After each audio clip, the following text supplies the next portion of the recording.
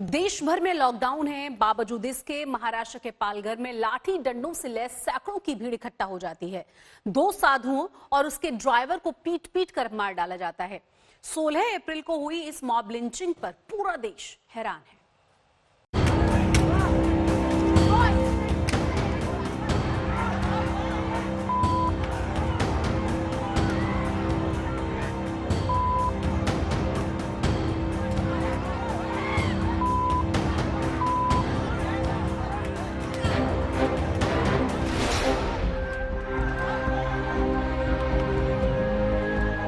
21वीं सदी में बर्बरता की ऐसी तस्वीरें देखकर आपका भी कलेजा कांप उठेगा।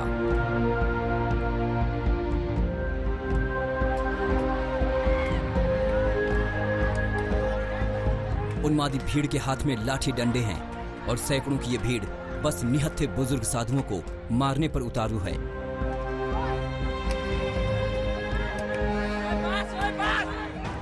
अब जरा तस्वीर के एक और हिस्से को देखिए। बुरी तरह से घायल एक साधु जान बचाने के लिए पुलिस के पीछे भागता है।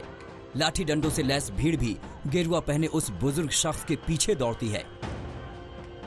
थोड़ी देर में पुलिस वाला बाहर आता है। उसके पीछे गेरुआ पहने वो बुजुर्ग शख्स भी है जिसके सिर और माथे से खून बह रहा है। भीड़ उसे खींचने की कोशिश करती है। एक तरफ मरने मारने पर उतारू उन्मादी भीड़ है तो दूसरी तरफ मुट्ठी भर पुलिस वाले।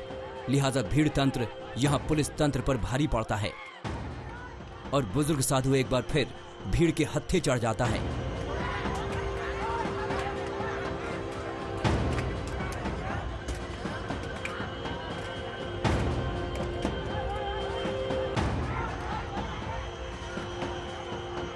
यह तस्वीर महाराष्ट्र की पुलिस पर भी सवाल खड़े करती है। तस्वीर को फ्रेम दर फ्रेम देखने पर साफ हो जाता है कि पुलिस वाला घायल साधु को भीड़ की तरफ धकेलकर खुद बचने की कोशिश करता है। इसके बाद पुलिस के सामने ही भीड़ लाठी डंडों से पीट पीट कर साधु की हत्या कर देती है।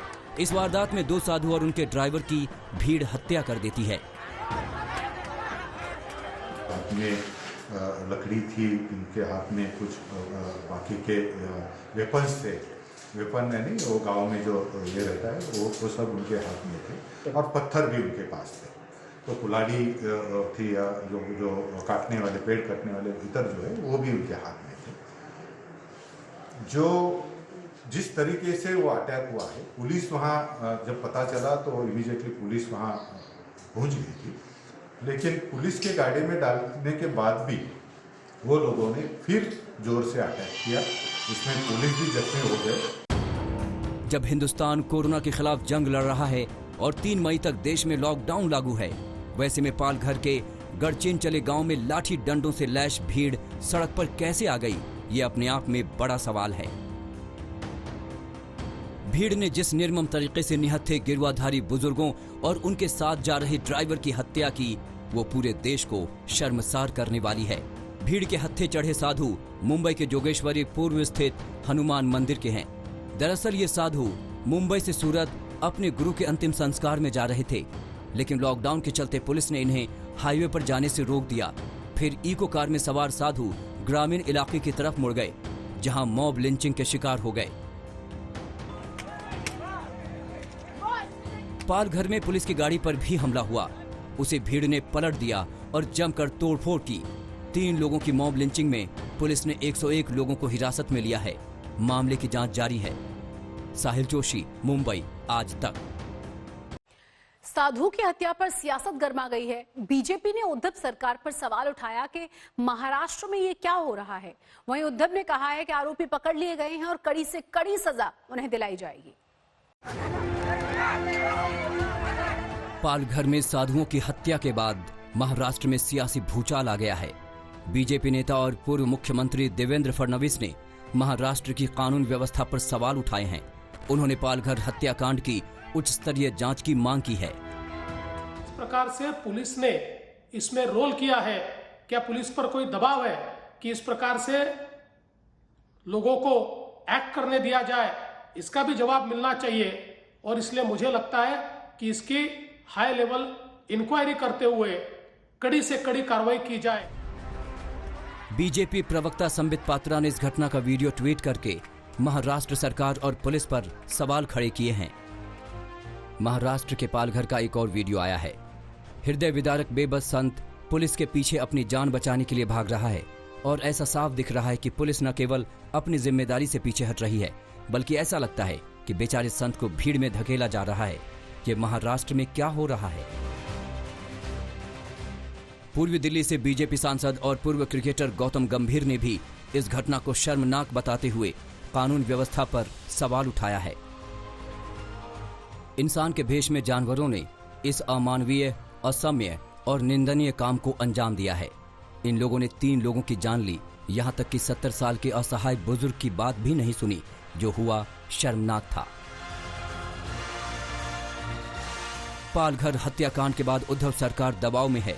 कैबिनेट मंत्री और शिवसेना नेता आदित्य ठाकरे ने ट्वीट कर भरोसा दिलाया है कि दोषियों के खिलाफ कड़ी कार्रवाई होगी, किसी को बख्शा नहीं जाएगा। सरकार भरोसा दिलाती है कि जो लोग इस जघन्य अपराध के दोषी हैं, उन पर कड़ी कार्रवाई की जाएगी। सारे आरोपियों को उसी दिन गिरफ्तार कर लिया गया था। महाराष्ट्र के सीएम दफ्तर ने भी सफाई देते हुए कहा कि पालघर की घटना पर कड़ी कार्रवाई की गई है। जिन्होंने 2 साधुओं और 1 ड्राइवर और पुलिस वालों पर हमला किया है, उन्हें तुरंत गिरफ्तार कर लिया गया है। इस अपराध और शर्मनाक कृत्य में शामिल सभी अपराधियों को कठोर दंड दिया जाएगा। सरकार कितनी ही सफाई दे, लेकिन जिस तरह से पुलिस की मौजूदगी में भीड़ ने 3 लोगों को पीट पीट कर मौत के घाट उतार दिया, उससे कानून व्यवस्था पर तो सवाल उठते ही हैं। साहिल जोशी, मुंबई आज तक। और अब बात कोरोना से त्रस्त महाराष्ट्र की, जहां पहली बार एक दिन में सबसे ज्यादा 552 मामले सामने आए हैं। राज्य में कोरोना से पीड़ित मरीजों की संख्या 4000 को पार कर चुकी है। वहीं मुंबई में आंकड़ा 3000 के करीब पहुंच चुका है।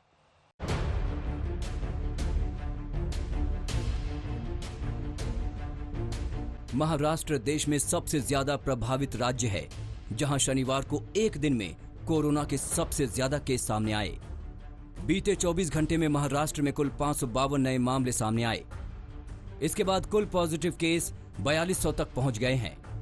वहीं 24 घंटे में 12 मरीजों की मौत हो गई। अब तक महाराष्ट्र में मौत का आंकड़ा 223 तक जा पहुंचा है। मुंबई की बात करें तो यहां कोरोना के मरीजों का आंकड़ा 2724 पर जा पहुंचा है, जिनमें से 132 की मौत हो चुकी है। मुंबई में पिछले 24 घंटे में कोरोना से 6 लोग जान गंवा चुके हैं। अच्छी खबर यह है कि 507 मरीज ठीक होकर घर जा चुके हैं। राज्य के स्वास्थ्य विभाग के अधिकारियों की माने तो ये इजाफा भारी संख्या में हो रही टेस्टिंग की वजह से हुआ है। इन सब के बीच मुंबई में बड़ी संख्या में डॉक्टर, नर्स और स्वास्थ्यकर्मी इस महामारी की चपेट में आ चुके हैं।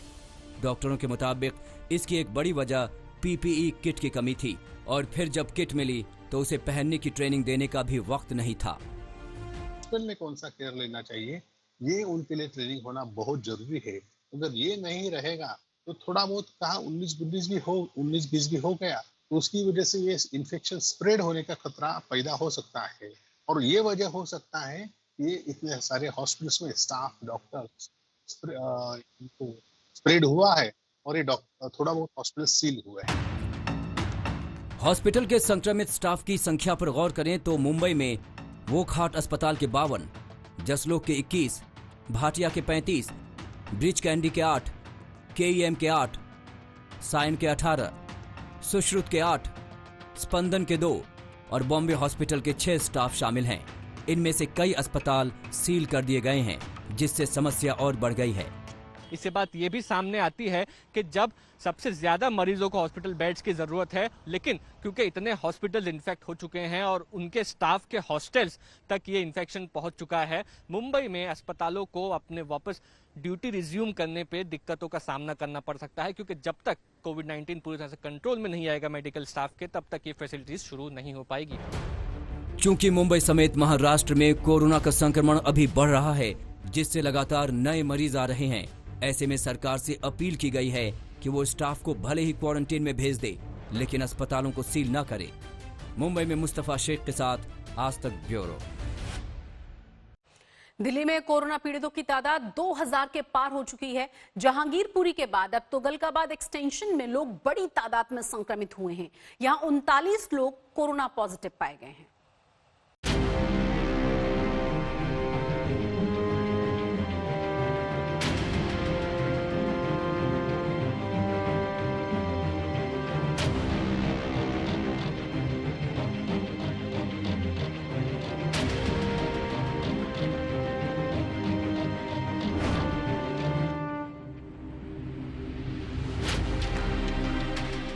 दिल्ली में कोरोना मरीजों की संख्या 2000 के पार हो गई है और इसकी एक बड़ी वजह तुगलकाबाद एक्सटेंशन में फैला संक्रमण है। यहां 39 लोग कोरोना पॉजिटिव पाए गए हैं। दिल्ली के तुगलकाबाद एक्सटेंशन में सबसे बड़ा कंटेनमेंट जोन बन चुका है। यहां पर 39 लोगों को कोरोना पॉजिटिव हुआ। हमारे साथ जो डॉक्टर हैं, डॉक्टर सविता, जो इस इलाके की जिम्मेदारी है। डॉक्टर सविता से हम बात करते हैं। यहाँ पर हमारे पास 39 पेशेंट्स कोरोना पॉजिटिव पाए गए हैं। किस तरह से इतनी बड़ी तादाद में कोरोना पॉजिटिव मरीज आखिर कैसे इतनी बड़ी तादाद में आ गए? इनको हमने होम क्वारंटाइन किया था, उसके बावजूद इन्होंने आपस में फैमिलीज में मिलना जुलना बंद नहीं किया और उसका रिजल्ट है ये सब। इस इलाके में पहले 3 लोग कोरोना पॉजिटिव मिले थे, जिनमें से एक परचून की दुकान का मालिक था। इसके बाद यहां की 26 और 27 नंबर गली के 94 लोगों की मेडिकल जांच हुई, जिनमें से 36 और लोग कोरोना पॉजिटिव पाए गए हैं। जो 2 बस है, कैमरा पर्सन कहूंगा दिखाएं कि बकायदा जो ड्राइवर है वो भी PPE किट पहनकर बैठे हुए हैं। ये दिल्ली पुलिस की 2 बसें हैं जिनमें जो लोग हैं तुगलकाबाद एक्सटेंशन के, उनको बिठाकर इस बस में वो लोग हैं जो कोरोना पॉजिटिव पाए गए हैं। 39 लोग हैं, उन सभी को इस बस में बिठाकर अब क्वारंटाइन सेंटर की तरफ ले जाया जा रहा है। इससे पहले जहांगीरपुरी में एक ही कुनबे के 31 लोग कोरोना पॉजिटिव पाए गए थे। दिल्ली के ताजा हालात की बात करें तो दिल्ली में कोरोना मरीजों की संख्या 2003 हो गई है। दिल्ली में 24 घंटे में 110 से ज्यादा केस सामने आए हैं। दिल्ली में 45 लोगों की अब तक मौत हो चुकी है। दिल्ली सरकार ने दिल्ली के पूरे 11 जिलों को हॉटस्पॉट माना है। 11 जिले में 78 जगहों को हॉटस्पॉट मानकर सील कर दिया गया। कोरोना के तेजी से फैलते संक्रमण की वजह से ही दिल्ली सरकार ने फिलहाल लॉकडाउन में कोई ढील न देने का फैसला किया है। हमें लगता है अभी थोड़ा संयम बरतने की ज़रूरत है। हमने निर्णय लिया है अपने दिल्ली वासियों की ज़िंदगी का ख्याल रखते हुए, सबकी सेहत का ख्याल रखते हुए कि फ़िलहाल लॉकडाउन की शर्तों में कोई ढिलाई नहीं दी जाएगी। 27 अप्रैल को केजरीवाल जानकारों के साथ बैठक के बाद रियायत पर फैसला करेंगे। दिल्ली में अरविंद ओझा के साथ आज तक ब्यूरो।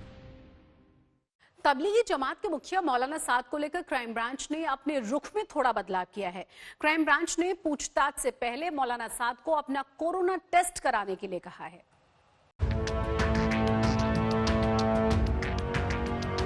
दिल्ली की निजामुद्दीन मरकज से देश भर में कोरोना फैलाने वाला मौलाना साद अब तक पुलिस के हाथ नहीं आया है, लेकिन वो दिल्ली में ही है, इसकी पुष्टि उसके कई करीबी कर चुके हैं। क्वारंटीन खत्म हो जाने के बाद भी वो क्राइम ब्रांच के सामने पेश नहीं हुआ है। इस बीच क्राइम ब्रांच के आला सूत्रों के हवाले से आज तक को एक्सक्लूसिव जानकारी मिली है। क्या दिल्ली पुलिस की जांच से बचने के लिए मौलाना साद ने अभी तक नहीं करवाया है अपना कोरोना का टेस्ट?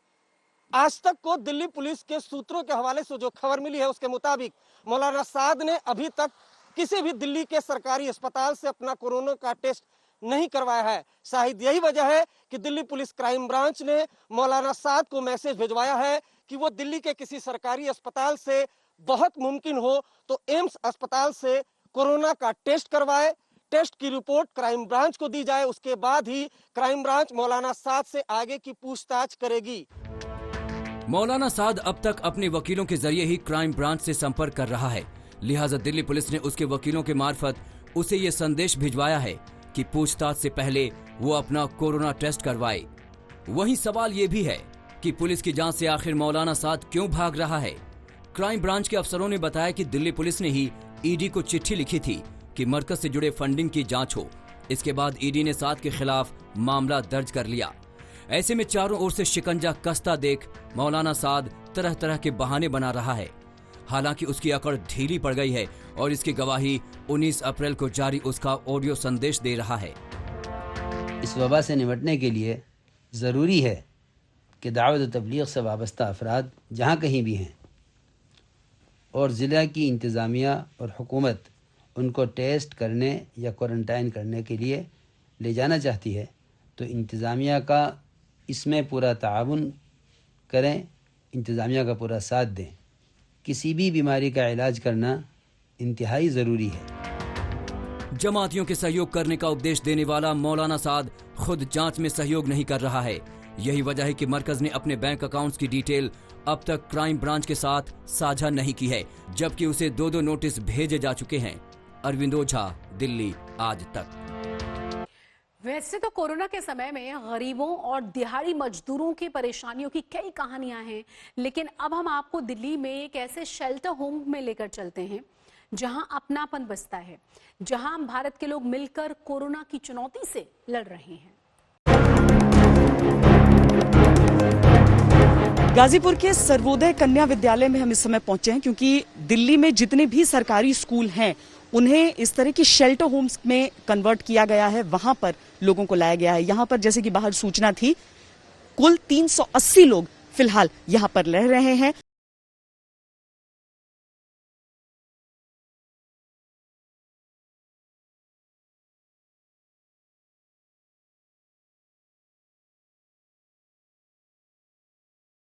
व्यवस्था है उसे ध्यान से देखने पे आपको बहुत कुछ पता चलेगा। देखिए प्लेट्स तो बहुत छोटे हैं, तो आपको लगेगा कि हो सकता है कि यहाँ पर पूरी तरीके से उन्हें पेट भर खाना नहीं मिल रहा है, लेकिन ये देखिए ये वो लाइन है जिससे लोग आते हैं तो पहली बार खाना लेते हैं, और ये जो लाइन है जिसमें दोबारा उन्हें लेना है खाना तो वो यहाँ पर आकर उसे लेते हैं। क्या ये रोक है कि एक बार लेंगे, 2 बार लेंगे, कितनी बार वो? नहीं कोई रोक नहीं है, 2 बार 4 बार जितना पेट भर के खा सके उतनी बार यहाँ पे आ सकते हैं क्यू में, और ये खुला रहेगा काउंटर जब तक पूरा खाना खत्म नहीं हो जाएगा इनका।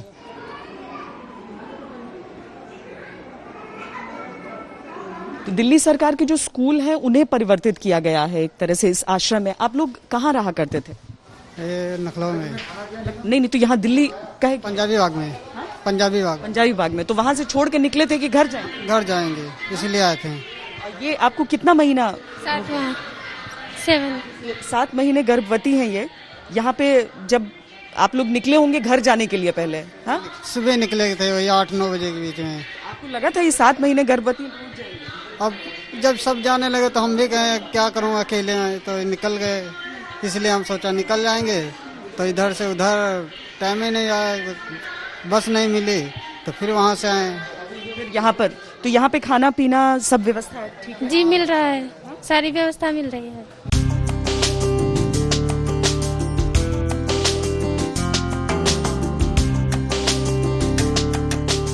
किसी के घर तक पहुंचने की व्यवस्था होती है, किसी के घर दिल में टीस सी उठती है कि वो अब अपने घर कब जा पाएंगे। कहाँ से हैं आप? पूर्णिया जिला। पूर्णिया से हैं। कब से यहाँ पर? 14 तारीख से। अभी क्या हो गया? घर जाएंगे हम लोग। आप कैसे जाने का सोच रही हैं? सारे पब्लिक जाएगा तो हम भी चल जाएंगे। किसी अभी तो बंद है ना 3 मई तक के लिए। हाँ, जब गाड़ी खुलेगी तो मेरा व्यवस्था कर। घर पे कौन कौन है? एगो बेटा। एक बेटा? एगो बेटा लुधियाना में। तो आप अकेले यहाँ पर हैं? अकेले। खाने पीने का व्यवस्था है नहीं? व्यवस्था बस घर जाने का मन कर रहा है।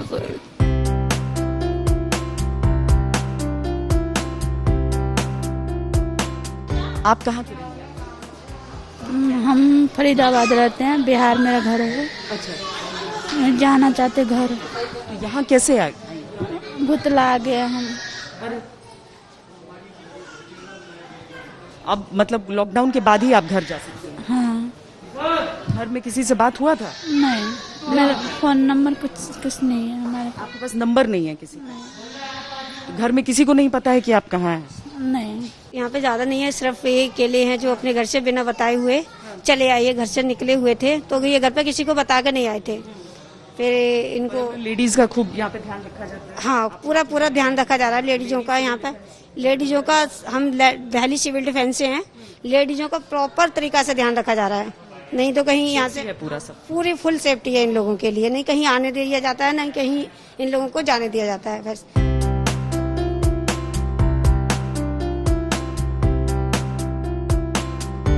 आप कहाँ से हैं? हम अजमेर से हैं, अजमेर केसरपुरा गांव। अच्छा, तो किसी का घर में नंबर, किसी का कुछ, किसी को बता? हमारे पास नहीं है, हमारे पास नहीं है। हमारे था है मगर हमारे निकाल लिए पैसे के साथ, एटीएम और मोबाइल सब निकाल लिए। कब? हमारे वहाँ 22 तारीख को निकाल लिया, अपने सिलोनी बॉर्डर पे, नेपाल सिलोनी बॉर्डर। आप यहाँ पर कैसे पहुँचे? हम गाड़ी से, यहाँ पे हम पैदल गोरखपुर तक आए। गोरखपुर से हमारे को एक गाड़ी वाले ने यहाँ का देहात का था, उसने हमारे को यहाँ तक दिल्ली तक लाया।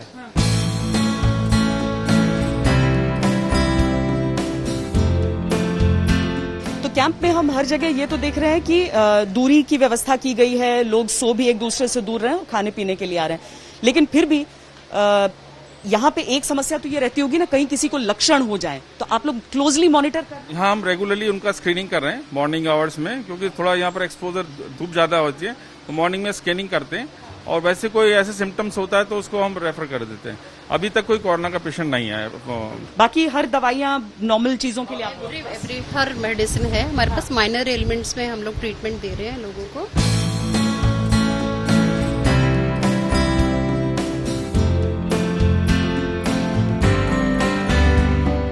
तो जब तक कोई भी आखिरी व्यक्ति खाना खाने के लिए बच जाता है, तब तक यहाँ से इन चीजों को हटाया नहीं जाता है। जो छोटी छोटी चीजें हैं, जैसे कि चप्पल हो गया, टूथपेस्ट, टूथब्रश, इस तरह की चीजें हो गई, उन सारी चीजों का ख्याल रखा जा रहा है। और सर मैंने देखा कि कई लोग चिंतित थे कि घर कैसे पहुंचेंगे, तो आपने कहा कि मैं आखिर तक व्यवस्था कर दूंगा। दूध वगैरह की चीजें, क्या आम पब्लिक भी जो दान देना चाहते हैं वो सारे लोग भी नहीं ऐसा मदद करने को तैयार है, लेकिन इतनी लार्ज स्केल में हम ले नहीं रहे। ये बेसिक नीड में जो चाहिए होता है। सिर्फ ये है कि सीआरपीएफ आपने बताया जो 1200 पुड़ियां रोज देता है, वो ऑफिशियली देते हैं, वो ऑफिशियली देते हैं। इसके अलावा लोग और मदद करते हैं, आप लोग कैसे मदद कर पा रहे हैं? नहीं, एक्चुअली क्या है कि लोग आते तो हैं बहुत मदद करने, बट हमें कुक्ड फूड बाहर से अलाउड नहीं है। तो हम अपने ही बनाते हैं खाना। हाँ, ड्राई बाकी सामानों के लिए, बाकी सामान के लिए हमारे पास थोड़ा बहुत फंड रखा हुआ है, हम उसमें से ले लेते हैं, हमारे फ्रेंड सर्कल वगैरह से। तो इस तरह की चीजें यहाँ पर की जा रही हैं। साथ ही हाथ बढ़ाना, इसी तरीके से लॉकडाउन से सबको है पार पाना। कैमरा पर्सन सैयद मोहसिन के साथ श्वेता सिंह, दिल्ली आज।